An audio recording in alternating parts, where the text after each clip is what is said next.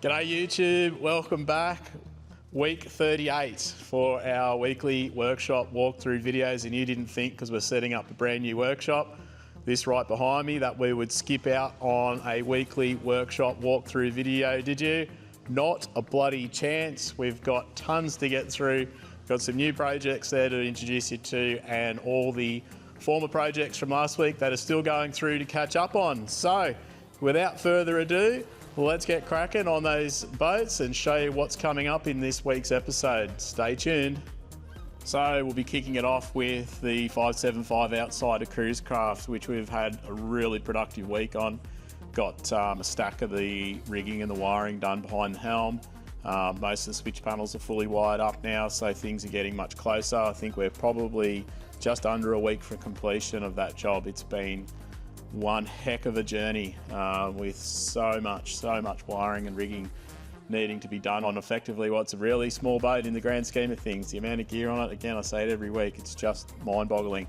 But made great progress, so we'll go through the 575 Outsider and have a look where we're up to. Next, we'll look at the big, beautiful 23-foot Key West center console. That is coming up an absolute treat. We're nearly through it as well, so all the helm is now in place. The nice new acrylic back panel with the 16-inch flush mount Garmin's in it, the new backlit switch panels in, all the gauges, VHF, all that's done. Seakeeper ride is installed, and we are in the final throes of rigging up all the wiring behind the switch panel and inside the center console, so we'll go in there and check it out. Next, the big 760 Haines Hunter. Again, another huge week on the wiring behind the helm. It's been like walking around a ghost town in this workshop this week with all the boys buried in behind the helm. So it's virtually like there's no one in the workshop because they're all deep inside these jobs, getting stuck into it. But the 760 enclosed Haines Hunter is coming along really well.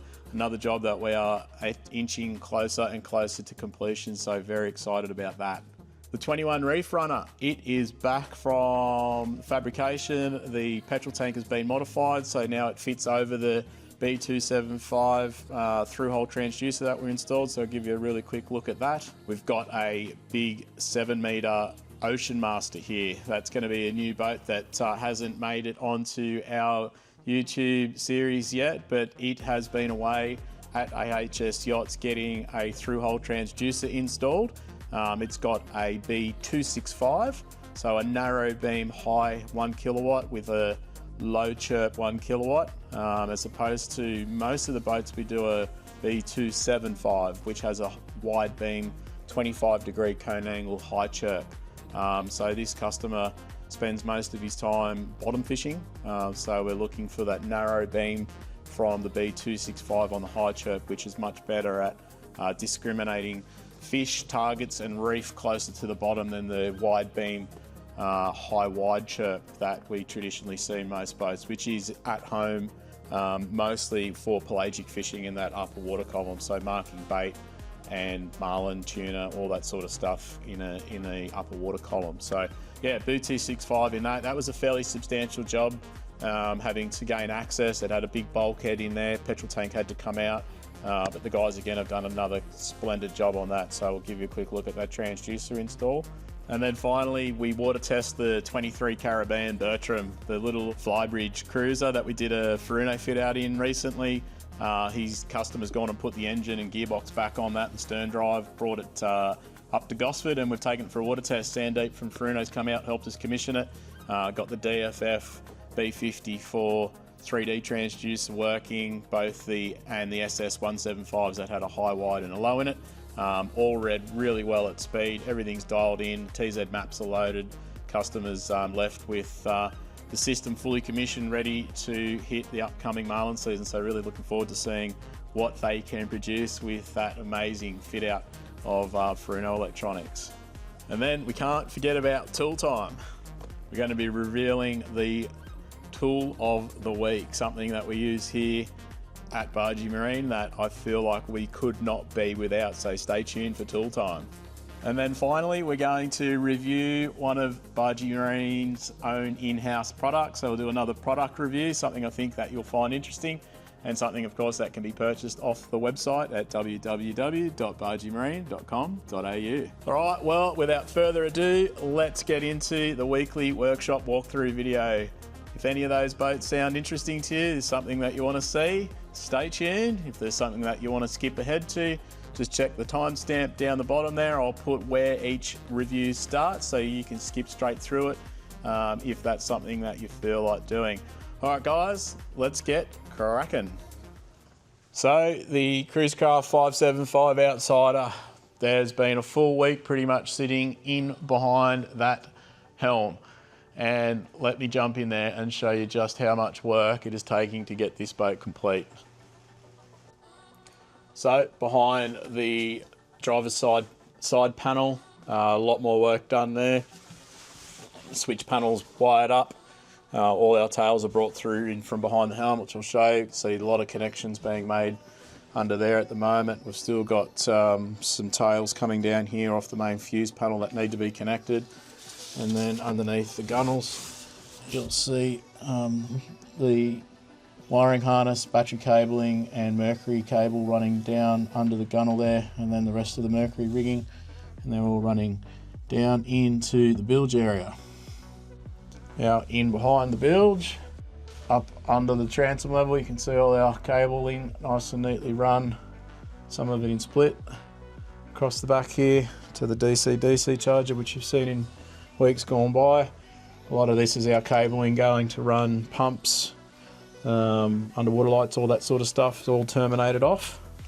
And in the port side, you'll see here we've got the wiring done for 3 of the circuit breakers, electric reels, house power, all that sort of stuff. And then down here, this is a nice Blue Seas waterproof fuse enclosure, which we're bringing in all our 24/7 power supplies to. So that way, yeah, it's just a nice, neat, waterproof way to do it. So we bring battery power into the fuse block, and then these are all devices that we need to keep 24/7 power. So that means regardless of where the battery isolators are, they stay powered up. So one is actually for the battery isolators, and then we've got 24/7 power for each of the main bilge pump float switches. So even if the isolators are turned off, the bilge pumps always, the floats in the bilge pumps always stay active. So if you've got the boat on a marina or left in the water and you get a downpour or your boat springs a leak, probably one of the more common ones is people leave live bait tanks running to keep fish alive overnight, and then a fish gets stuck in the overflow and it gets blocked, and next minute the pump keeps pumping, the water can't drain out of the bait tank, and the bait tank overflows into the boat. Battery isolator's turned off, bilge pump doesn't kick in, and your boat sinks. So that's one of those scenarios that we remedied by having float switches on a permanent power supply. Now stepping into the helm, there you go. That's a very nice improvement on where we were up to with this last week. Starting over here, the back of the two of the switch panels is now fully wired up, ready to go, with the exception of the dual USB that just needs power brought over to it and an earth. That's the Victron servo. It's installed. We've got CAN bus cabling coming in there, networking as well, and VE direct cabling.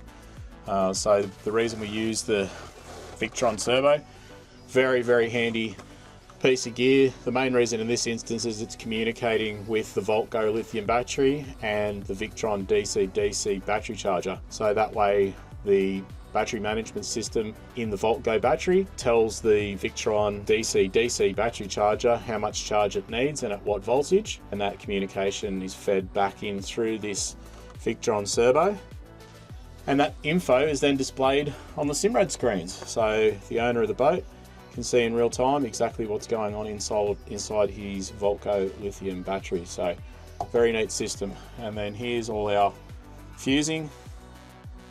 We've got 3 Blue Seas 12-way fuse holders here. All the cables are labelled both on the positive and the negative side, and that goes for all of them. But just check out the thickness and how many cables are in that bunch. That's crazy. That is a lot going on in a boat this size, and that is not a quick process to get through. It is very time consuming, to do it both as neatly as this and as well labelled and marked and planned out. But the tech is doing an amazing job. All credit to him to have the perseverance and the attention to detail to deliver something like that. Something I think any customer would be absolutely over the moon to have in their boat. I've mentioned it in videos before, none of the type of wiring that you're seeing here can happen without a plan. Execution is only as good as you plan, and this is a load schedule that the electricians put together for this boat. That shows you just how many loads we're dealing with, how much current they draw, what size cable needs to be used. So there's a concrete plan in place, and then we do a wiring diagram as well, which the guys follow and update as they make changes to the customer. When the boat's handed over, receives a copy of this wiring diagram, so if in the future they sell the boat or someone's trying to fault find something, God forbid, there's a plan and you can go straight to it. And also helps us when we go to add things down the track. When the customers come back, we can refer back to the diagram, because we see so many boats it's impossible to even expect that we could remember what went into a boat when we look back at it a couple of years later. That's all the extra work we go to when we do our refits and fit outs here at Barji Marine. Next up, the 239 Key West. Had another great week on this, so let's climb aboard and check out the progress on the 239 FS Key West. All right, at the transom you can see the Seakeeper ride. This is the 450 system has been installed, along with a pair of Hella A2 RGB, that means full colour changing underwater lights. And the fit out has gone perfectly to plan. I think you would agree that that is about as neat as it's going to come.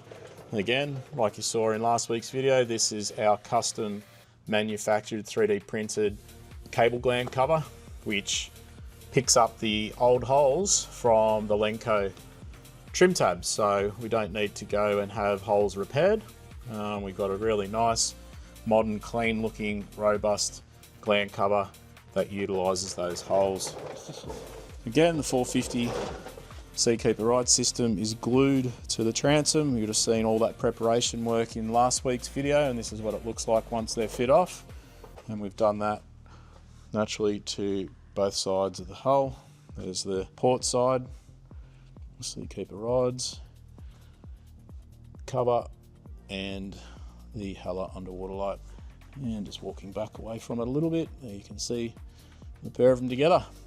So yeah, wrapped that we've got those on. Looking forward to putting this on the water and seeing the big improvement that these rides will have, like they do with every single boat we install them to. Let's jump aboard.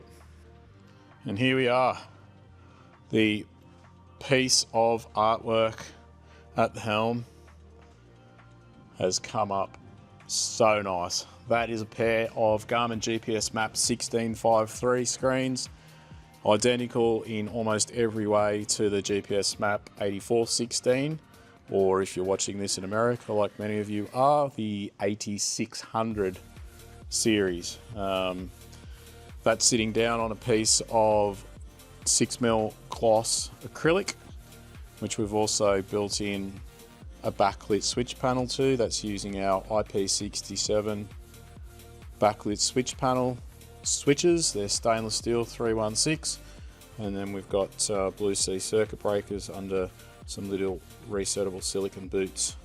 All of this, once it's wired, will be backlit as well, along with the KW, which is the Key West logo. Over here we've got the Yamaha CL5 engine gauge. We've got the ICOM M324 VHF radio, really high quality VHF radios. And then, oh man, it looks so good. I'm not sure if the video really does it complete justice, but yeah, it's come up a treat. Down here we've got the Seakeeper ride manual controller keypad as well, and yes, the screen covers do fit back on. If you look back at last week's video and even the weeks before that, you'll see the preparation work that's gone into making this happen.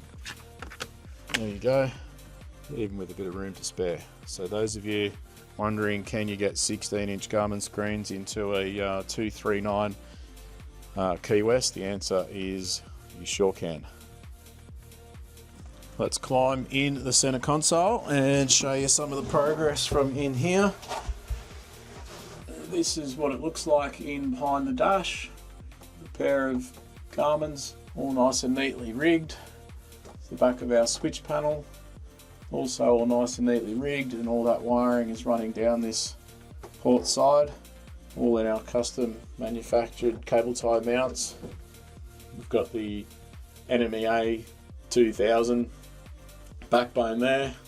This is the Seakeeper Ride CAN bus or NMEA 2000 backbone, separate to the main CAN bus system. This is the Seakeeper IMU, that's the brains of the unit. So that's all fit nice and neatly there. We've done some labelling here for all the MFDs, the screens, just tidying up some of the way these wires were run down through the middle. Without a full and complete strip out, it's hard to get it to the standard that we would use with a brand new refit, but so far the improvements in here are looking really good. We're going to be replacing the two batteries that had two dissimilar sized batteries in it.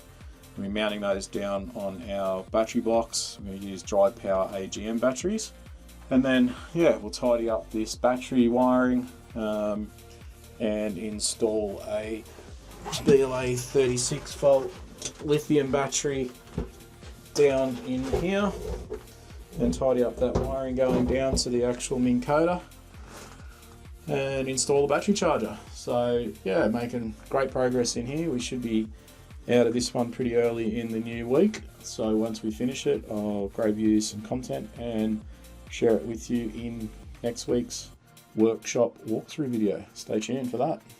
Next up, let's climb aboard the 760 enclosed Haines Hunter and check out the progress on the fit out for this vessel.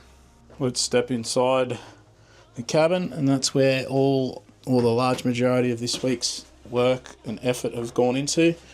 I'm sure you'll agree this is coming up incredibly well. So you can see now we've paired out the positive cabling on both sides here out of all this runs of twin core. They're ready to be terminated off to this breaker board down here, and in doing so we've got all the earth cables now nice and neatly run, all labelled and terminated off to these row of bus bars. As you can see, every single one of them has a label on it, which helps us with fault finding in the years to come. Not that we expect to see too many problems with a boat rigged in this way, but should a pump fail or we need to try and fault find, we can. It's more of that Victron gear that you've seen in weeks gone by. We always build redundancy into our wiring harnesses there, so these are all spare cables, and we label where the other end of those are so that we can find them when the time comes. But yeah, very happy with progress. This week we've also connected up the washer bottle, so even little things like that, bringing that water hose out of the pump through the boat so that it comes out here, that on itself is just one huge accomplishment. Trying to snake and feed these things through what are normally very small conduits. Luckily the owner of this boat's done some work after taking delivery of it and had a shipwright glass in some extra conduits so that we could actually pull these cables. But my goodness, does that make a difference when it comes to a massive fit out like this. Still got to do the wiper motors, so they'll get bolted in here, and you can see here everything's labelled so we know what's going on. We've got another cabin light to get fixed off under here as well. The cable's there for the wiper motors, so we need to install those. Just some other little things here. The toilet, so that's been wired in. There's the Furuno nav pilot, also all wired in. The fusion amp down there, all fully connected. So things are progressing really well. We've got the Furuno heading sensor up here. Everything behind the helm as far as the Furuno stuff is at 99% complete. It's all our CAN bus NMEA 2000 networking there. We've got proper power isolation, proper grounding. Still got to bring the autopilot connection in, so all the steering's still got to come in. This panel, you saw that last week we had a big piece of acrylic in here, but I was very concerned that the strength of it just wasn't going to survive the test of time. So we've taken the original fiberglass panel that the owner had made for it, which suited the breaker board down here, and we've done a big cutout in it so that you can see and access all of this stuff, because the original fiberglass panel was fully infilled. And we're having the shipwrights sand, fair, and then spray that in a nice metallic silver, which is the same colour as the the Mercury's and of the hardtop that we've done on this boat. And that's going to be the same with this big panel up the top here. That's going to be just screwed off, but it's going to be 2-packed metallic silver. So it's going to add a really nice premium feel and touch when you step inside this cabin, which goes just above and beyond. We've got lighting in here as well, so when the lighting's on, you have a nice acrylic panel here. It's just going to have just the best effect. It's going to look great and really just finishes off what's going to be, hands down, the best 760 enclosed Haines Hunter in Australia, in my opinion anyway. Wait till you see this finished, even just with the teak chairs, teak deck, the effort that the owner's going to produce just a one-of-a-kind boat. It's just brilliant to be a part of it and to be having a little bit of influence over the final result, and that's really what we're delivering here. It's just as much artwork as it is rigging and wiring, don't you reckon? In behind the hatch here, we've installed the anchor winch solenoid and the circuit breaker. I like to have these circuit breakers as close as practical to the skipper at the helm. They're intended to trip. If you've ever owned a boat with an electric anchor, you'll know when that anchor gets stuck, the circuit breaker trips, which is what it's designed to do, to protect the motor and the wiring. But they always trip at the absolute worst possible time. So you need to have this somewhere that it's very quick and convenient to get in and reset. So that's a circuit breaker in a tripped position. Push that up and then the anchor will start working again. Too many boats we see it where that circuit breaker is mounted in a very inconvenient location and you've literally got to leave the helm, go somewhere else to go and reset it. It's an absolute pain, so we keep that in mind when we're rigging up our boats. Down here you can see the Furuno autopilot pump that still needs to be plumbed and fixed off, and then you've seen all the rest of it over the last few weeks. But yeah, sorry, just reaching in, making funny sounds, but there's some of the rigging that's coming into the helm in the big 760 Haines Hunter. We finished rigging up portside battery compartment. These are the two starting batteries. You can see under here, DC-DC chargers and all the fusing. Just put some finishing touches on that this week, and then in behind the inside here on the transom, you'll have seen this again in weeks gone by. This is our Aegis remote battery switch isolators. It's a custom panel we've had built for this to make it look flush mounted, and also boxed in all the cabling, so the customer wasn't too interested in seeing that, just wanted a nice flat looking panel, which is what we've done. We've CNC machined this on our router, and here something else that the average person's not going to know, but you can see these little pieces of conduit holding in that board. We've had the shipwrights again make us a piece of thermalite, try and match the colour and the fleck of the speckling on the boat. Here we're going to be installing all our ball valves and isolation valves for live bait tanks, tuna tubes, all those sorts of things.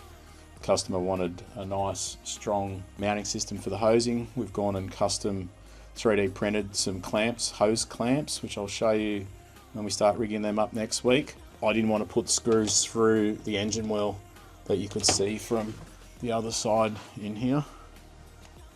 So we've Sikaflexed a board to the inside of the engine well, which will allow us to screw pipe clamps and valves and all that sort of stuff to make it nice and secure. So just the extra length that we can go to deliver, you know, something beyond the ordinary fit out. You hear me talking about planning. This boat's no exception in that case either. Here we've got a full wiring schematic from Furuno for all the Furuno devices connected to the system. This is our in-house wiring plan, again, that gets updated on the fly. The customer gets at the completion of the job, and some more of the Furuno stuff there. We keep a full running job card, full tally of billable hours, parts, consumables, everything that we use. We've got QA check sheets. It's a very comprehensive package by the time we get to the end of one of these jobs. 21 Reef Runner, back from fabrication. Let's check out what we've done with the tank to accommodate the new transducer. All right, there it is, petrol tank modified. We've added a pipe down through the middle of the tank, which enables the transducer cable to pass through and the transducer stem to protrude up through the tank without touching it. So actually quite a straightforward modification at the end of the day to get a B275 through-hole transducer into one of these 21 Caribbean Reef Runners using the standard AMR blue transducer fairing. So this boat will be back in the workshop hopefully in the new week, and we'll get on with the rest of the refit. Remounting batteries, rewiring the boat, reconfiguring the dash, installing a new Simrad screen. Yeah, we've got a ton of work to go here, but it's nice to get this part of the project out of the way. All right, well this is the Senator Ocean Master 710. New in to the workshop. It's in for a 1 kilowatt transducer and also a wiring tidy up or rewire, whichever way it ends up going. This boat's just come back from the shipwright after installing a B265 through hull. Let me just climb down here and show you what that looks like underneath. So there it is, MR 1 kilowatt B265 LH. That is a low chirp and high chirp 1 kilowatt. It's a narrow beam high because this customer does more bottom fishing. He's not so interested in what's in the upper water column. So you can see that's been nicely fed in. That's down around 15 to 20 mil below the keel line, which finds and cuts nice clean water. That is the best way to install the transducer if your boat will accommodate it. I'll jump inside and show you the work that's gone into doing that from the inside. So down in the bilge, I've got the petrol tank taken out. I'm sitting actually in the void. It's got a huge tank in it, but we've need to pull that out. This used to be a fully enclosed bulkhead through here. So the shipwrights have needed to relieve this out to gain access into the bilge, which has enabled them to fiberglass in the mold and put that through hole 1 kilowatt transducer in here. This was actually a hollow panel. This wasn't solid. So they've had to go in and glass that up, close that all in, seal it off, reflocate it, as you can see there in the grey, and then done a nice job with the transducer install. So it's the cable all bound up here. We'll run that to the front, and there's still room in here to install another through-hole transducer. Should the customer want to, we'll get one in here, although it is a very, very small bilge, but working with what we've got, I'm sure we can make it work. So there you go. That's what it looks like to have a B265 installed in a 710 Senator Australian-built Ocean Master. While the boat's here, we're going to do a bit of a health check and some improvement on the wiring. Things like this start to concern me a little bit. We've got a 30 amp circuit breaker. That'd be lucky if that's 1.8 mil square cable. Probably okay for 30 amps, but I wouldn't like stretching it when you start factoring in voltage drop, and that's the only wire supplying power to the entire front of the boat. So generally, we need something substantially bigger than that when we start taking into account all the electrical load that these boats have. So even little things like batteries, I absolutely can't emphasize the importance of secure batteries.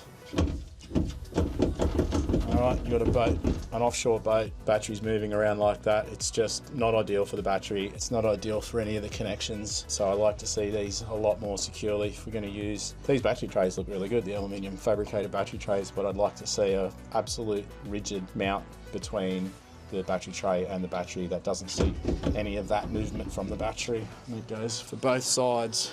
That's got the tray there. We just need to add a second battery, which a boat this size should most definitely have, and then secure it properly.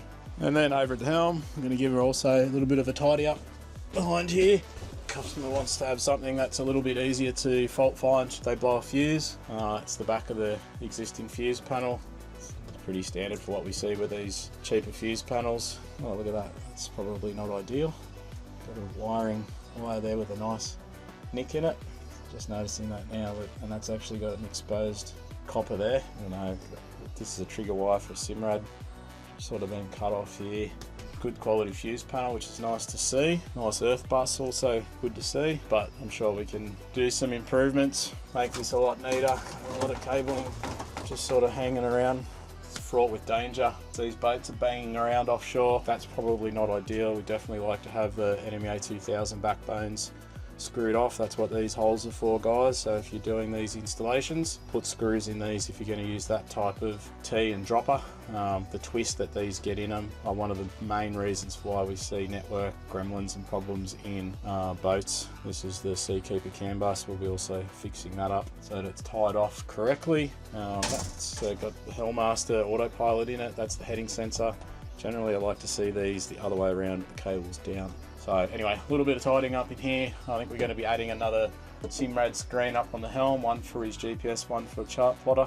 And yeah, nice tidy up in here. New back click switch panel, and this will bring it up to the Barji standard. Stay tuned for that. All right, it's that time again. It's tool time. Let's check out the tool of the week. There it is. That is the Barji Marine tool of the week for tool time. The most simple device I've probably ever bought for the workshop, but something that, again, now that we've got it, I don't know how we live without it. It's a rag cutter. It's got a blade down here. It's made in New Zealand. I'll hold it on this QR code there for you. If you are able to scan that looking at your TV, that should take you to the website so that you can buy it. Very cheap, came pretty quickly, but it's amazing just for ripping down rags. So, you know, like whether you're recycling the rags that you've got, just old clothes, bed sheets, whatever it is you're bringing from home, or if you're like us, occasionally you're buying in rags. Let me show you how easily it works. It's a great product. So just grab a rag, any old rag, rip it through. It cuts so effortlessly. Look at that. Want to reduce the size of that rag, because so often a rag, as simple as it is, they're just huge, and it's just an enormous waste if you just go use a little bit, get a bit of Sikaflex on this, and then you chuck it out. Whereas you can grab the rag cutter and just tear them down into much smaller size rags. So, you know, something like that is a lot more efficient to use if you're just doing a little silicone wipe or just trying to do a bit of cleanup. So that's it. That is the rag cutter. Again, we are not endorsed. This isn't a sponsored ad. We paid for this with our own money, but we recommend it. We reckon they're awesome, so check them out. So let's take a look at the Barji Marine product of the week. It's something that we design and manufacture in-house. And this week it's Starlink Mini mounts. That's these here. We sell a ton of these. They are to suit the Starlink Mini dish, which we install on the roof of boats, on the roof of caravans, on your cars, on the back of your canopies. Doesn't matter where you can find it. It's designed to be flat mount. It clamps over. Let me go and show you how these fit into a Starlink Mini. There you have it. That is a Starlink Mini sitting in our flat mount Starlink Mini mounts. And you can see here, they just slide off the outside of the Starlink Mini. They're a nice tight fit. This is interesting. I've noticed, I'm not sure of those of you, how many of you have seen the Starlink Mini, but looks like it's changed colour. This one just arrived during the week. Normally they've got a grey infill along here, but this one's all white. Not sure I'm completely in love with it, but it is what it is. But anyhow, this is how it works. Starlink Mini bracket just goes straight over the side. You can see inside it there, we've got the shape of the edge of the Starlink Mini, and it literally just slips over the side, taps over, 4 mounting holes, fix that off to the roof, just like so. And there you have it. A very simple, cost-effective way to mount what is becoming an essential device for boats these days, particularly for offshore communication where a VHF stops working or mobile phone service drops out. The Starlink Mini has a simple mounting solution for it. Check it out on our website. All right, well that is a wrap on another weekly workshop walkthrough video. Thank you to all of our followers, subscribers and stalkers alike. We do appreciate having you here tuning in. Hope you've seen something there that you've enjoyed, maybe picked up a tip or some advice along the way, which is what it's all about. As usual, if you see anything there that you'd like to know more on, you can feel free to leave a comment down in the comments section and I'll do my absolute best to get back to you. You can also reach out to us if you'd like to book some work in or buy some products. You can use our contact us form on our website. You can reach us on pretty much any of our social media handles, or you can shoot me a text and I'll do my best to get back to you ASAP. Big shout out to my team once again this week. Thank you so much for all your efforts, doing an absolute amazing job week after week. Could I say the finish line's nearly here?